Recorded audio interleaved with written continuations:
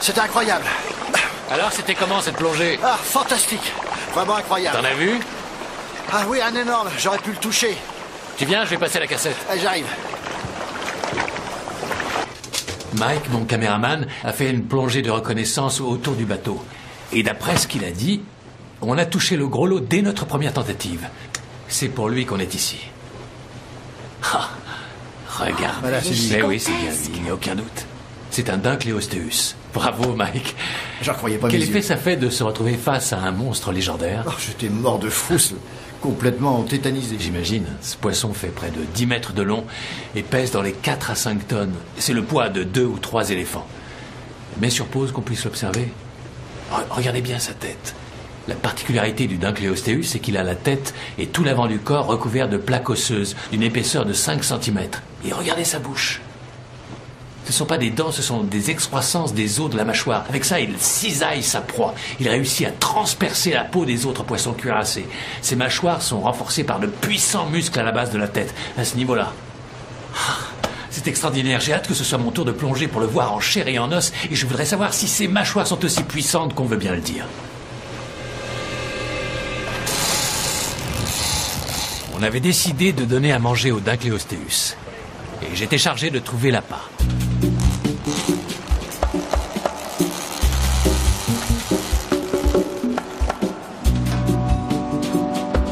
Pendant ce temps-là, l'équipage assemblait une cage de protection. Pourquoi une cage ronde? Vous avez déjà vu un chien essayer de mordre un gros ballon? Il n'y arrive pas.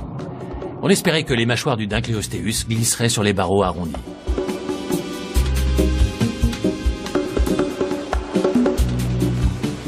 Un gros morceau. Il pèse une tonne. Je ne suis pas un grand pêcheur, mais les mers du Dévonien contenaient toutes sortes de gros poissons. Sur la terre ferme, c'était une autre histoire. On n'y trouvait rien de plus gros qu'un mille-pattes. C'est un placoderme, ce qui veut dire peau recouverte de plaques. D'ailleurs, on peut le vérifier. Il est de la même famille que le Dunkleosteus. Et pour un zoologiste, c'est un grand privilège d'en voir un. Ces poissons ont existé pendant 50 millions d'années. Et puis ils se sont éteints. Il n'y a rien qui y ressemble au 21e siècle. J'ai parié avec l'équipage que le Dunkleosteus ne pourrait pas déchiqueter l'appât si je l'entourais d'une de nos cottes de mailles.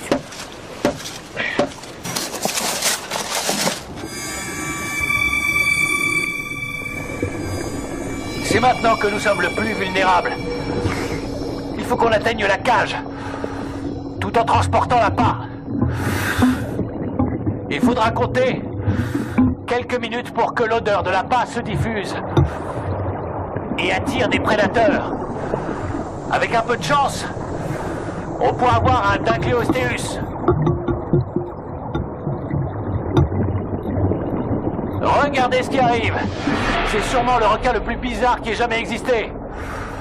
Regardez la forme de son aileron dorsal. À cause de ça, les scientifiques l'ont surnommé requin enclume. C'est un Stetancanthus. Seuls les mâles ont cet incroyable aileron. Cet ornement est peut-être censé attirer l'attention des femelles. Ou bien, ça lui sert dans les joutes entre mâles pendant la période des amours. Le Stetancanthus est un des plus anciens spécimens de requins. Ça me fait plaisir d'en voir un. J'ai toujours eu un faible pour les requins. Et celui-là est surprenant.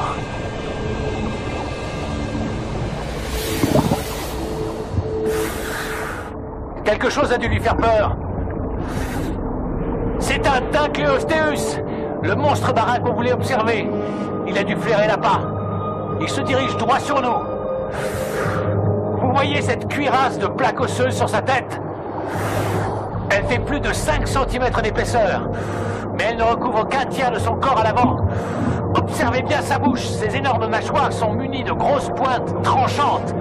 Elles fonctionnent exactement comme des cisailles et sont d'une efficacité redoutable. La façon dont ces pointes s'imbriquent les unes dans les autres leur permet de s'aiguiser et d'être toujours tranchantes. Voyons si je vais remporter mon pari.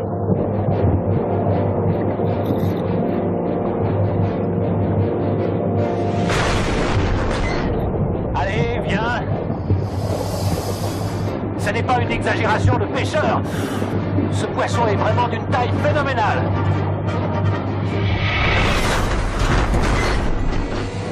Je ne me sens pas très rassuré. Oh. Il s'énerve. Il essaie de s'attaquer à la cage. C'est l'odeur de la pâte qui l'excite. Il revient. Cette fois, il fonce droit sur nous.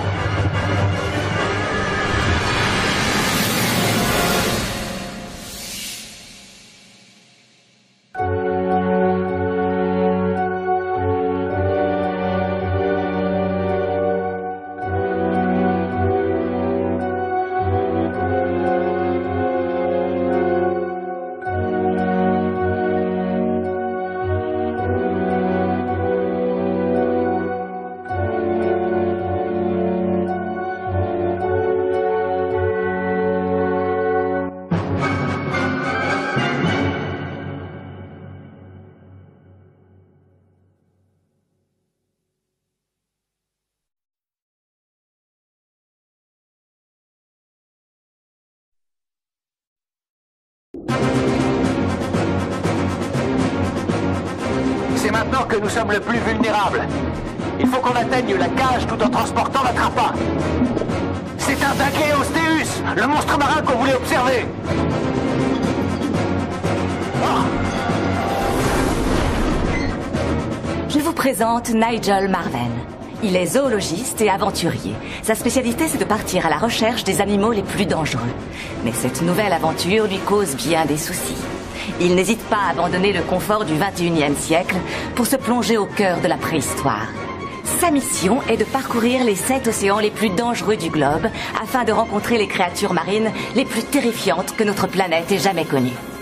Il a déjà parcouru 3 des océans les plus dangereux et il n'est pas au bout de ses peines. Nigel cherche le propriétaire de cette mâchoire.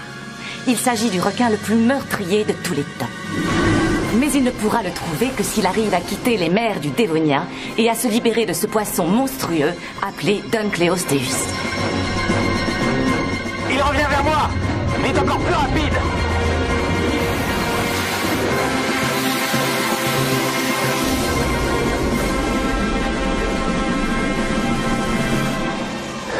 Ah! Il se jette à nouveau sur la cage. C'est du sérieux cette fois. Il veut la détruire. Les barreaux sont tout tordus. Il tient vraiment à cet appât. J'ai fait un pari avec l'équipage. Je veux le gagner.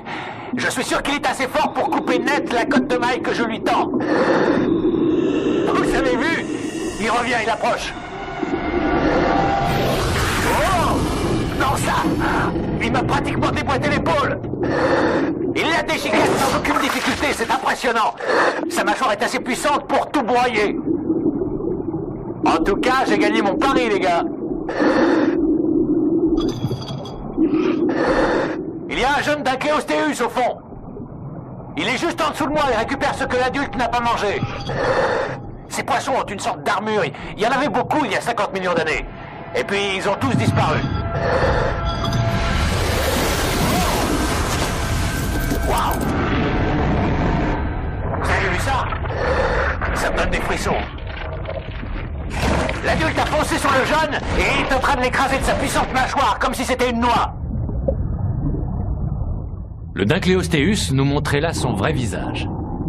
C'était non seulement un prédateur redoutable, mais aussi un cannibale. Et il ne savait pas du tout se tenir à table. Vous avez peut-être du mal à comprendre ce qu'il fait, mais c'est une attitude normale. Il n'est pas malade. Lorsqu'il mange un poisson recouvert d'écailles comme celui-là, il doit se débarrasser des morceaux indigestes. Donc, il rejette les morceaux d'écailles du poisson qu'il a croqué. Et aujourd'hui, la cotte de maille. Ça n'est pas assez savoureux à son goût. Voilà ce qui se passait tous les jours il y a 360 millions d'années. Bon, ne nous endormons pas sur nos lauriers. Notre aventurier doit encore parcourir la moitié de son voyage avant d'atteindre l'océan le plus risqué de la préhistoire. 4 nouvelles rencontres tout aussi périlleuses l'attendent encore. Nigel et son équipe font un bond dans le temps. Ils se rapprochent de notre ère. En effet, il y a 36 millions d'années seulement, à mi-chemin entre la disparition des dinosaures et notre époque, c'est la période où de nouveaux mammifères marins monstrueux apparaissent.